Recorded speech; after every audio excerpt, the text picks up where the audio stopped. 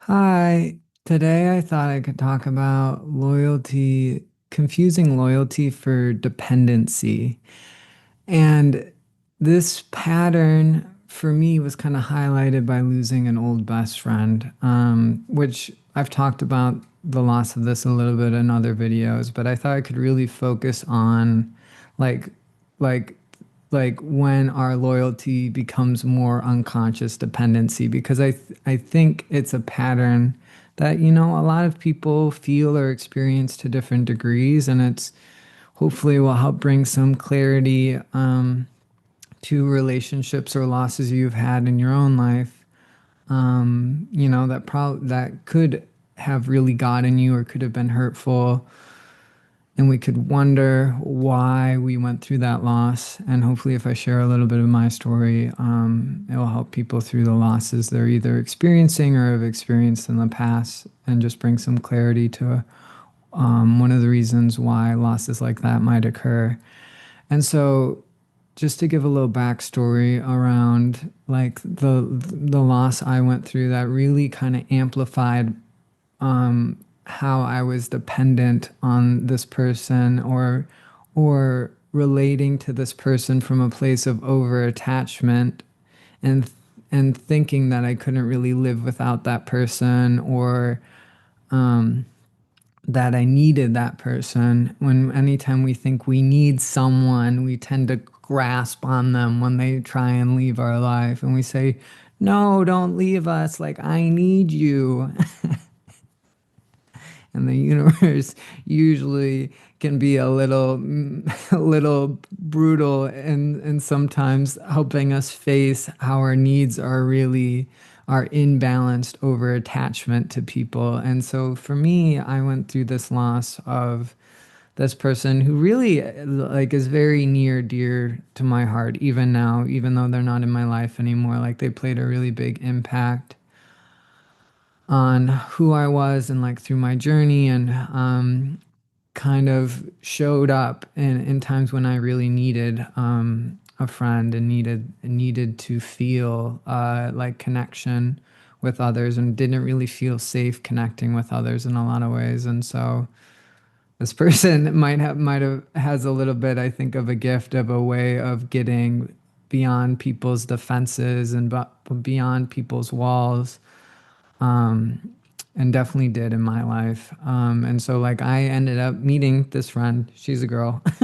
And I was attracted to her when I was 19. And of course, when you meet someone that you have a lot of in common in 19, when you're 19, at least in my life, like, I wanted to date this person. But I've talked about in other videos, my reproductive system wasn't the healthiest then.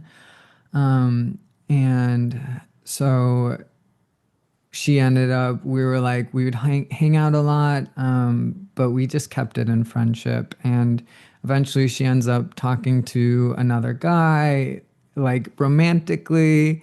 And I was like, what is this? And we had this big falling out, and I was like crying, and, typical typical loss betrayal stuff. And that was the probably one of the bigger that was probably the biggest grief loss I had went through up into my life. And in high school I lost my friends, but and that was painful too. But this definitely was like I really cared about this person, and now we're no longer talking. And so I didn't really hear from this person until we end up reconnecting when I'm 22.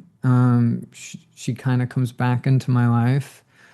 During this time, I'm becoming more aware of how my sexuality is more fluid. And while like now I am aware, like, I'm more attracted to girls, but I tend to be have definitely a little attraction to both guys and girls. Even though I seem to have a little bit more of a preference for females at this time.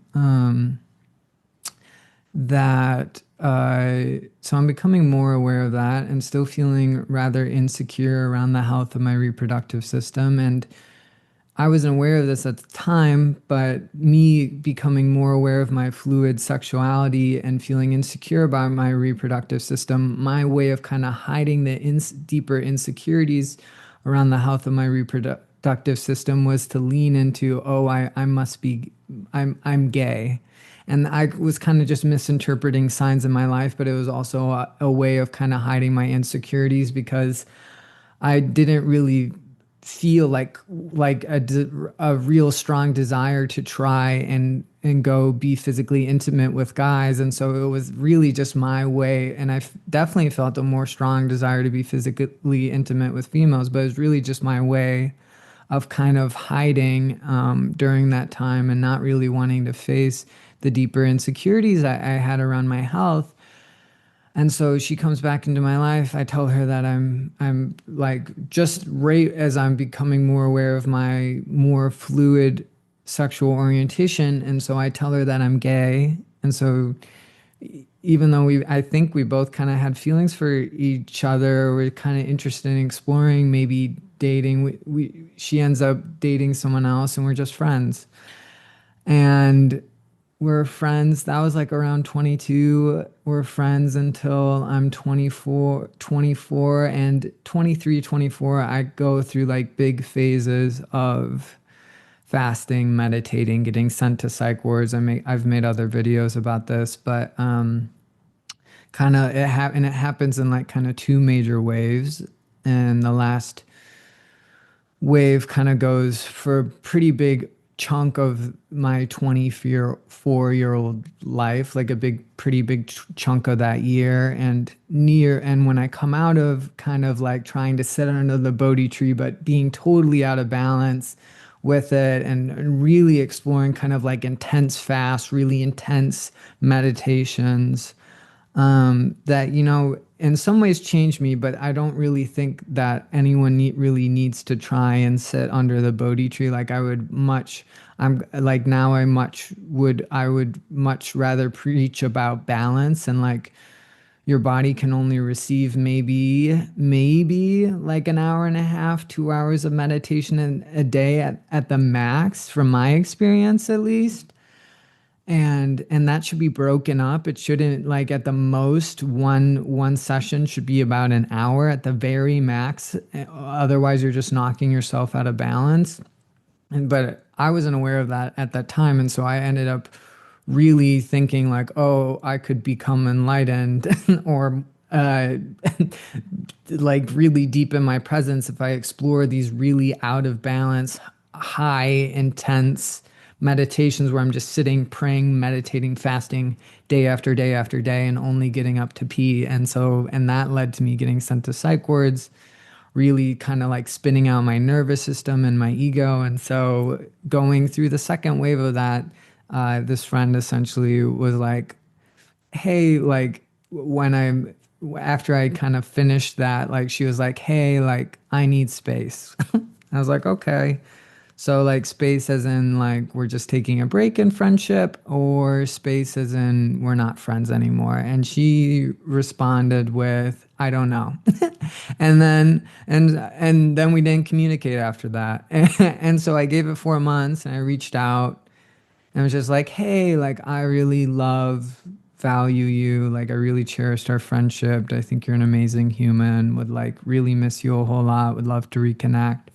No response. And, it might have been like a little bit more emotional at that time because I was really feeling abandoned. And at that time, after going through all that meditating, fasting, praying, like I'm living back with my parents. My mom had moved to a town that I didn't grow up in. I didn't know anyone in that town. And my parents weren't letting me drive their car. So I essentially knew no one and was really only connected to that person and one other friend from college.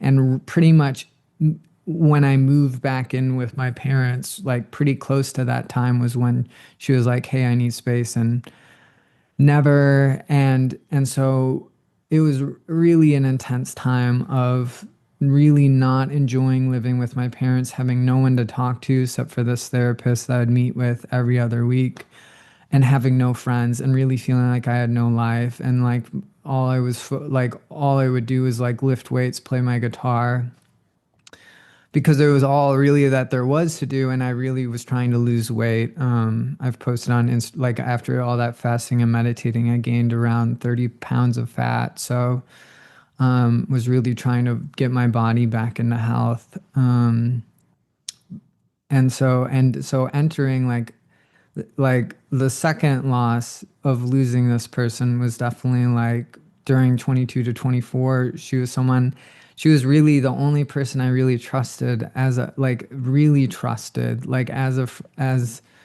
friend, and really felt like essentially like part of my family, and someone at the time I probably felt closer with than my mom or my sister. And so it was a really hard loss to go through. And from losing, I'm someone that's pretty aware, and when she said she needed space, like, so I gave it 4 months, and then I end up reaching back out, and she just never texted me back. And I had the awareness, and I feel like it's an accurate awareness of, oh, her ideas just changed of me. Like they went from really positive ideas of Luke's kind, amazing, awesome, and they when I got into more meditating, fasting, really kind of this intense cycle where I didn't really change as a human. I was just my just like how I was spending my days changed, but her ideas flip-flop to, oh, Luke's crazy, unstable, right? Which were ideas. It wasn't that I was crazy and unstable. It was just that I was making choices that made me a little bit more ungrounded, more dysregulated. But it wasn't like I, as a person, changed. If anything, going through those experiences only deepened my depth, maturity, love, because they were so intense, and they really, in some ways, sure knocked me out of balance. But as I integrated those experiences, I would say probably like, you know, humbled my ego, humbled my spiritual ego, humbled the part of me that thought I had the answers a lot more, and actually opened up even greater presence in me. And not that that's like me advocating for doing those type of practices, but I would say when we really mess up in our life and we are become aware of how naive or ignorant we truly are, right? It usually, if we can face that, it usually only makes us more mature, embodied, whole on the other side of that. And so, so either awareness of, oh, her ideas just changed of me, right? They went from really positive ideas to really to flip-flopping to really negative ideas. Not that I became any different of a person really, but just how she was seeing me changed. And so I had the thought of, oh, if we could just have a conversation, like she would see nothing changed and we could go back to being friends, and I wouldn't have to feel this like intense grief that I was feeling and still sometimes feel. And I was at an open mic like last Friday, and today's Tuesday, and someone called grief like little ambushes. And I don't know if they're always little ambushes, but yeah, I would call it little ambushes. It's like days where you feel like you're fine, and then other days where it feels like a hurricane's ripping through your chest. And like at this time, this friend that I had that I lost was like my closest relationship, the person I felt the most trust towards, the person who I felt really connected to, like who met me on the deepest level during that time in my life. And so to lose them, I was like, so, so overwhelming. And then to have the compression of there's no one else in my life. There's no one for me to even try and meet because my parents aren't letting me drive their car, and there's nothing in walking distance, and just feeling totally compressed during that time. And the grief, like I had never experienced grief on that. And then to have all the outside circumstances on top of that, if there's like no one for even me to really talk to this about besides that therapist I'm seeing once every other week, it just made it brutal. And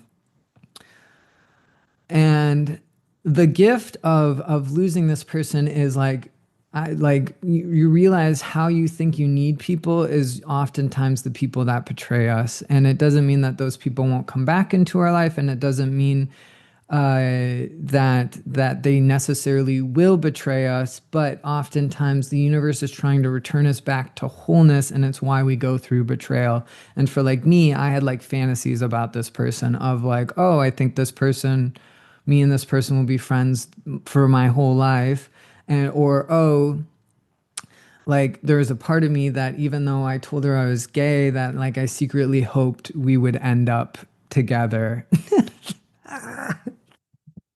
And going through the loss really made me more aware of, oh, these are fantasies, and the reason why I'm clinging to this person is because I don't want to face the grief, but I'm only in such a deep grief cycle because I'm grieving the fantasies I had about this person, right? Grief is two parts. Grief is the honor, the love, the depth I shared with this person. My heart really wants to honor that, and grief is kind of a sign and signal of, hey, you need to honor this more in your life, whether that's singing about the pain you're feeling or just like doing something in memory of that relationship you had as a way of kind of honoring the love you shared with that person. That's one part of grief, and the other part of grief is the fantasies or ideas of how this relationship would look when it doesn't end up being that way. Like, oh, I think this person's going to be my friend for the rest of my life. Or, oh, I think we might even maybe end up dating or ending up together down the road. Like, having to face you're grieving the death of those fantasies, because sure, the relationship died, but if you're relating to the relationship in the present moment, right? All that's really dying is how you thought the relationship would be in the future, not actually how the relationship is no longer in your life. Because I would even say that the people that we loved were always connected to. There's always strings of our heart connecting us to their heart, and you can never, even if someone dies or crosses over, you never really lose someone.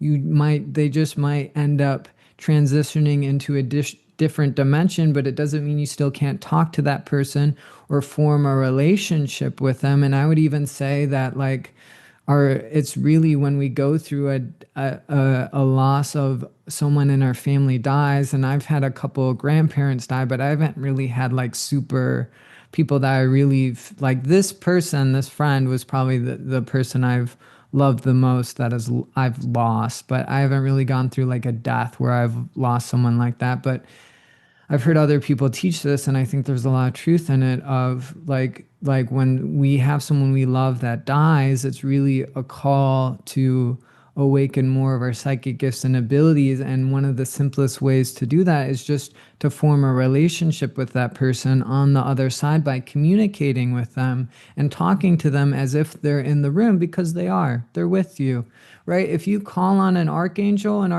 is with you. If you call on a loved one, that loved one is with you. When you die, you're existing out of time. So it's not like they're like too busy to come and hang out with you for a bit. And oftentimes, when you're thinking about someone, is when that person is with you, or when you feel grief about a relationship, is actually when that person is visiting you, and the grief is showing you, hey, the love that we shared is still here, and I am still here with you. And even with this friend who is still alive, still kicking, still alive, even though I don't communicate with them. Uh, I would even say that like there has been times where it's felt like I could feel their presence with me. And it's been kind of weird, is like I hear this person's name, which it's like an uncommon name. It's not like Sarah or what would be like another one. I don't know, Sarah or Jessica. It's like a little bit of an abnormal name, but like there's especially lately, but there's been times where like I'll be driving and I'll be really missing this person. And I'll go look at the storefront and it will be the store will be their name. Or I've even like been walking and thinking about this person and I'll look at some hotel sign and the hotel, it will be their name and then the hotel name. Their name will be part of the hotel's name. And even like lately, it's like I've taught yoga classes, and of course, one of the students' names is the same as their name. And I think it's like their little spirit letting me know that they're still with me, even though they're not in my life. And it's probably also the universe kind of helping me process the grief a little bit still, because what you realize about grief is it doesn't matter how much you sing about something, it doesn't matter how much you journal or write. Grief, like when you really lose someone, and like this is like I lost a friend, right? It wasn't like we had been dating for 20 years. It wasn't like I lost a child or I lost my husband or wife that I had known for 30 years. Like there is way deeper loss than this. I'm not in, I don't like to compare pain, but I just want to acknowledge like this was a big loss for me, but there's definitely people that go through even deeper losses than this. And so I'm not trying to minimize anyone else's pain, but this was a really big loss for me. And what you realize is it doesn't matter how much you sing, journal, express it, it's still going to take a long fucking time. And that's been like grief is the great transformer. And really, on a spiritual level, like grief is what helps evolve your heart, helps you hold back your love less, because you start to realize, oh, the more I hold back, the more grief I'm going to feel when I lose people. And so if I want to feel less devastated by grief, I have to really hold back as little as possible, and I have to tell people I love them more and more, because it's the only way I'm not gonna feel it's a way I'm going to feel a little less annihilated when this person ends up leaving my life. And that's been the real awakening I've gone through. Losing this person is like I now, and I was like kind of like this before them, but like even now it's like I tell people I love them all the time. I tell people I just meet that I love them. I tell the homeless people on the street that I love them, and I'm not gonna hold back my love anymore, because that's one of the reasons why we grieve as deeply as we do, because of how we held back thinking we had all this time with this person, and then the universe gives us a little bit of a reality check. And so like something I've realized going through this loss that I was less aware of is like grief is like a long process, and it doesn't matter how much you express it after going through the loss. Like it takes, like if it's really a meaningful relationship, it takes years. And like for me with this person, like I like literally it's been like almost I think 4 years since I've communicated with this person, and just about 5 years since I've seen this person in person. And I was like literally thinking about them last week, and my nose started burning and my eyes started to water. And something I also haven't talked about in losing this relationship is I reached out so many times, right? Because I just had the thought of like, oh, if we could just have a conversation, she would see her ideas, would she become aware of how her ideas she formed weren't accurate, and we'd just go back to being friends. And so I would keep on reaching out, one, because I didn't want to face the grief. And it was really my dependency of this grief feels really bad. I know if we have a conversation, things would go back to normal. And so I'll reach out and, maybe I'll just wear her down eventually and we'll have a conversation, which didn't work. I tried. I really did. And, what I've realized from this is the more you reach out and someone's relating to you from negative ideas, they grasp those negative ideas even more, or they form even new negative ideas, and actually keep someone from reconnecting with you, rather than giving them, I gave it 4 months, but rather than, if someone is ghosting you, right, all you're doing by continuing to reach out is you're continuing to build resentment by their continuous rejection of repair with and helping your heart heal, and you're towards them, and you're also pushing that person into more and more negative ideas of you, because they start to think, oh, this person's obsessive, this person's right, this person's a stalker, this person can't let me, I don't know what they think, but probably stuff like that. And so it actually prevents, it actually it will create more resentment in your heart. It'll probably, that person will end up gossiping and complaining about you a lot more, and it actually keeps, and it actually prevents any type of coming back together happening, rather than if you reach out to someone and they ghost you, right? Probably not a good idea like, I reached out once a month for probably like a year and a half, or maybe like probably 20 plus times at least. um And yeah, no, it just hasn't come back together. So I probably wouldn't recommend doing that. If someone's ghosting you, like, maybe give it like 6 to 8 months and try again. But yeah. And so with going through loss like that, um, I also think a good point to hit on is like, it takes a lot of time to go through grief, and no matter how much you sing about it, it's not going to go away tomorrow, and it will keep on coming back up. And like, even like, we can have judgments about, oh my God, like, I can't believe it's been 3 years and I still feel sad about this person. And one of the last times I reached out to this person, I like was just typing, and I didn't feel really that sad at all, but I was just like, hey, I just want you to know I really love and miss you, and I'm super grateful for the friendship we had.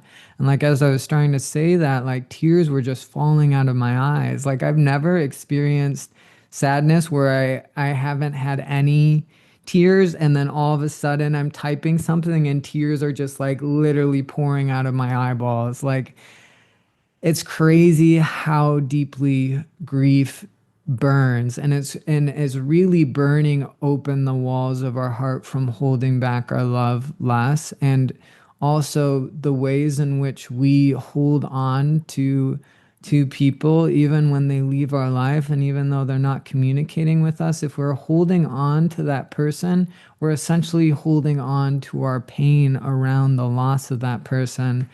And that's something also I've experienced with this relationship, going through this loss, is like, the universe has brought me multiple people who have triggered the same type of wound in me, by like either like rejecting me out of the blue or not wanting to get to know me, as a way of trying to get me to let go of the pain I was holding on around this person. And I was only holding on to this pain because I was still holding on to the idea that this person would come back into my life. And so we learn that if we don't want to replay our, the pattern of how we were rejected by someone in our future relationships, we have to let that person go. Otherwise, we are just going to keep holding on to the wound that can't be healed until we release the person we're still secretly hoping will come back into our life.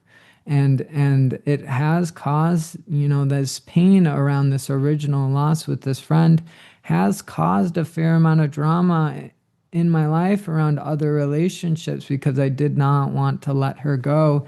And it's weird now, because it's like, I still know where this person lives. They live like a mile away from me, and like, for a long time I would always go to they live right by a beach, and I would always go to that beach hoping I would run into this person and we could have a conversation and things would go back together. And I would say, if you are someone that wants to end something with someone, giving them a conversation, giving them a little bit of closure rather than ghosting them, is one going to help that person let go of you. It's one going to clarify maybe why there's boundaries, or why you feel like you need to move on from that person. And it's going to prevent them from replaying out the rejection with other people in their future relationships, and it's going to help them settle in really letting you go. And if that's something you want to desire, if that's something you desire, you have to be willing to communicate with that person, because if you don't communicate with them, they're going to keep on thinking, oh, if I just have a conversation with them, things will go back to normal. And and so you're actually keeping that person holding on to the fantasies that, if you really no longer want them in your life, they're going to have an easier time letting go of you if you just communicate with them. And I would go to this beach all the time hoping I would just run into this person. And like a year after losing this person, like, and this is when I'm still living with my parents, and I would drive like an hour up to this beach hoping we could just have a conversation or reconnect. And I'm standing in the water and I'm feeling all this grief, and I haven't run into this person, and I start to become aware of, I just have to love myself through this grief. Like, no matter, no much, no matter, no amount of searching for repair is actually going to bring repair in that relationship. And so I'm standing in the water and I'm like, I love you, grief. I love you, grief. I love you, grief. It's like, fine, I love you. God. And I come back on shore and I'm talking with a friend, and this is the only time I've seen this person since our falling out. And she literally walked by like 2 minutes later, 5 minutes later. And I'm like, hey, what's up? And she's like, hey, it's good to see you, and kept on walking. And the awareness I had was that that person, the only potential of that person coming back into my life was if I fully processed the grief and the loss of the relationship, which I don't even know if I'm still through now. And we stopped talking right before I turned 25. I'm almost turning 28 next month. Yeah, and I've started to come to the awareness of this person. Like, there's a pretty strong percentile right now that this person's probably never gonna come back into my life. And the gift of the loss was like the fantasies I had about her, about us being friends for the rest of my life, or us eventually maybe dating. Like, those fantasies died. They have died. And all it did is really, but it didn't just kill those fantasies. I think in a lot of ways it killed how I was relating to life from a place of fantasy. And like the last couple of years, like there's been other things that have happened that I feel like have really killed how I was relating to life and relationships from fantasies. And I think, I'm not going to say I'm perfect, but I think in a lot of ways really brought me into reality of being aware of, oh, how does this person actually meeting me, is this person actually even worth the love and the trust I'm giving them? And like this old friendship I had with this girl, like, I would have done anything with her. I would have gone to the end of the world. I would have absolutely would have been there for her no matter what. And the fact that I go through a couple month phase of meditating, fasting, getting sent to psych wards, and she's not able to communicate at all or even be honest with me, really shows you, wow, kind of underestimated how much trust I really should have given this person. Right. We can blame the universe for taking people away, but we really set up our own devastation by not being discerning and not being in reality of how we were relating to people around us. Like, if I had been aware of, oh, this person really is not worth the trust or commitment or the love that I've given them, and they're going to handle it this poorly.